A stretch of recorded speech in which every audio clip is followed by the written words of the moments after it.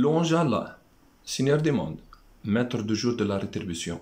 Que sa paix et son salut soient sur notre prophète Mohammed, sa famille, ses fidèles compagnons et sur tous ceux qui emboîteront leur pas jusqu'au jour dernier.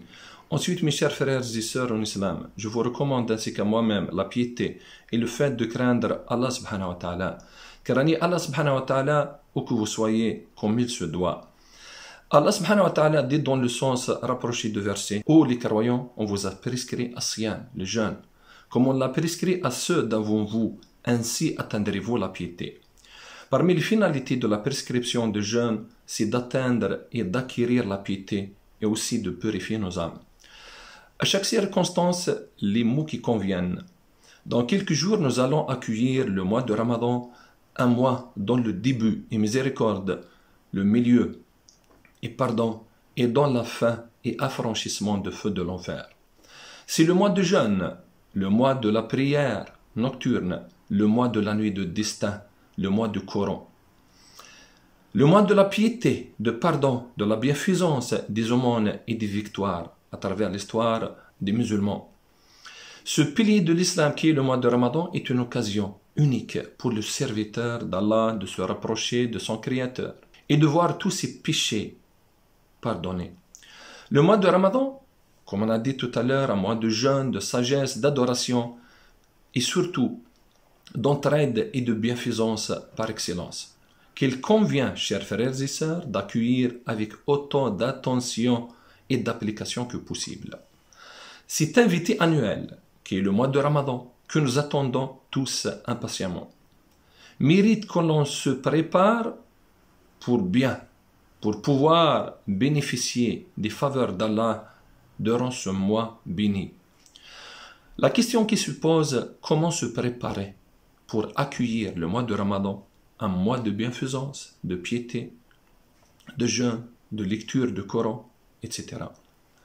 Il est très important, chers frères et sœurs, de se renseigner sur la bonne manière de se préparer pour le mois de Ramadan. Car beaucoup de gens, malheureusement, à l'ère actuelle, se sont écartés de la bonne compréhension de la réalité du jeûne, que l'on a transformé, malheureusement, en une période de festivité marquée par l'excès d'aliments, de boissons, de friandises, etc. La majorité, malheureusement, d'entre nous ignore ainsi la réalité du jeûne de Ramadan et on lui enlève sa dimension spirituelle et cultuelle en ne pensant malheureusement qu'à son ventre, qu'Allah nous préserve. Donc, chers frères et sœurs, la question qui revient à chaque arrivée du mois de Ramadan: comment se préparer? On peut distinguer entre deux types de préparation. La première, une préparation spirituelle, une préparation psychologique.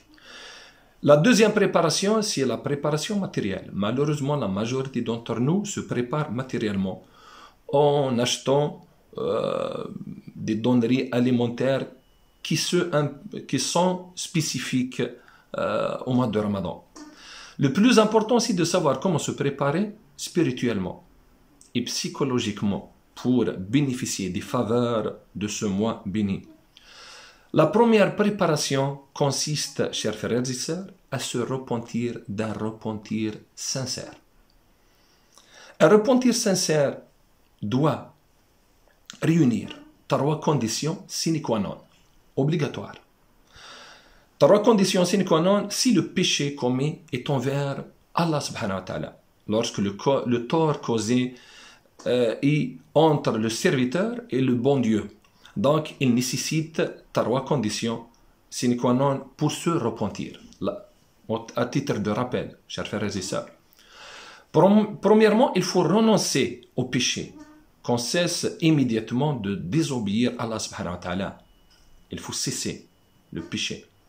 La deuxième condition sine qua non, c'est de regretter. Il faut avoir un regret. Regretter d'avoir commis un tel péché, qu'on éprouve ce sentiment de regret d'avoir désobéi à notre Créateur. Troisièmement, il faut avoir la ferme résolution. Il faut être déterminé. Il faut avoir la ferme résolution de ne plus recommencer, qu'on essaie de ne plus jamais revenir à cette désobéissance. Cela concerne les conditions de la repentance, de la résipiscence entre un serviteur et Allah subhanahu wa ta'ala. Si l'une de ces trois conditions vient à manquer, le repentir malheureusement ne sera pas accepté. Ou le repentir n'est pas conforme à la religion d'Allah subhanahu wa ta'ala. Par contre, si la faute commise porte préjudice à autrui, les conditions de la repentance, de repentir, sont au nombre de 4.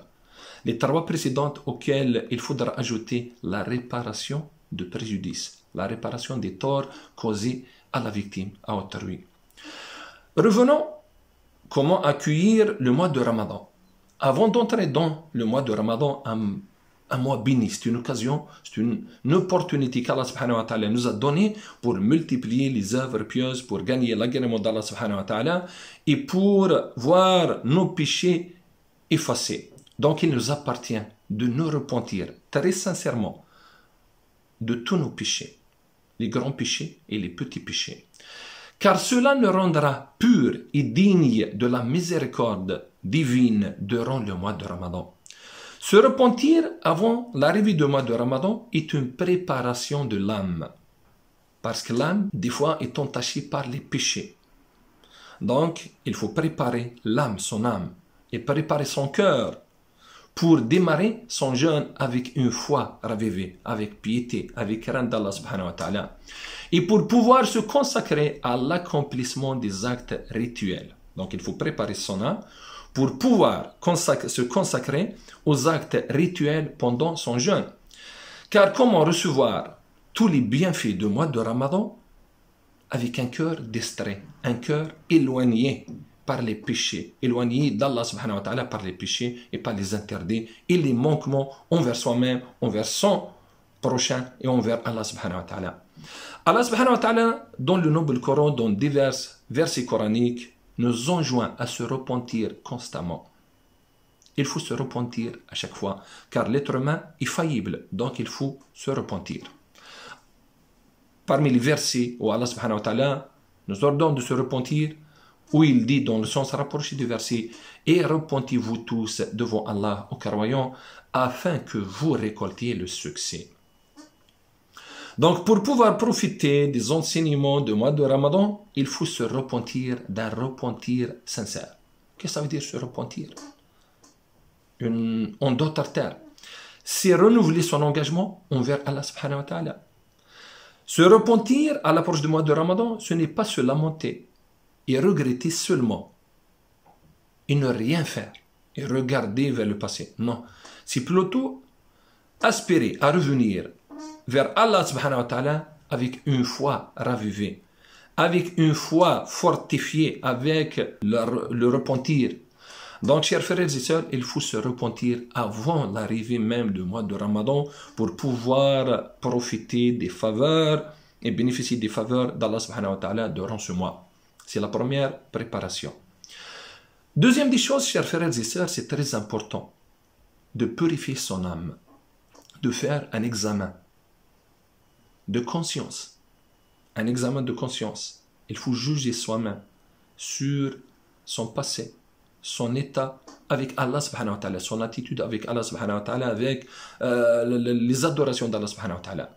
Que chacun de nous doit œuvrer à purifier son âme avant même l'arrivée du mois de Ramadan. Une troisième préparative, chers frères et sœurs, c'est de purifier son intention. C'est très important de purifier son intention. Que chacun de nous doit œuvrer, doit faire un effort pour purifier son intention afin que ses actes visent exclusivement la recherche de la satisfaction et l'agrément d'Allah subhanahu wa ta'ala.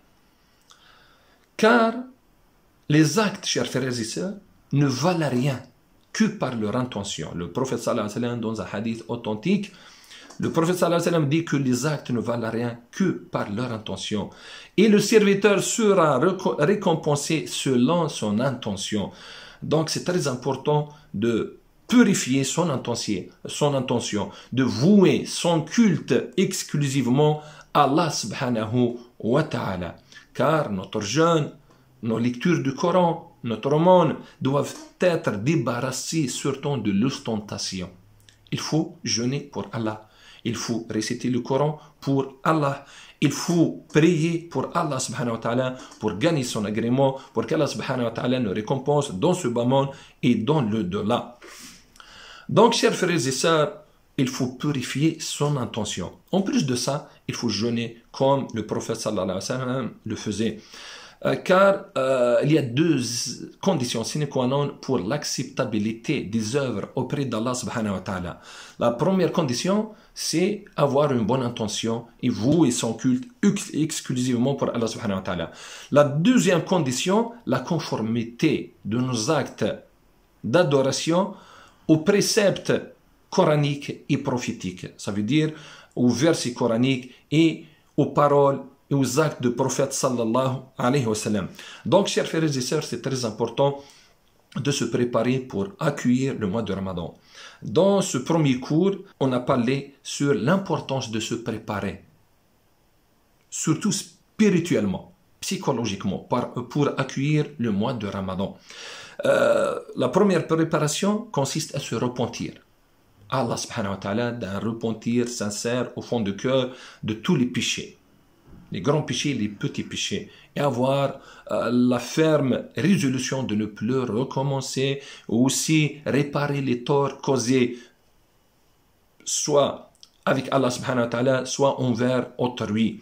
La deuxième des choses, il faut purifier son âme. Il faut faire un examen de conscience et pour avoir de l'avant et pour ensuite purifier son intention, pour gagner l'agrément d'Allah subhanahu wa ta'ala. La troisième préparative consiste à purifier son intention, vouer son culte exclusivement pour atteindre l'agrément d'Allah subhanahu wa ta'ala.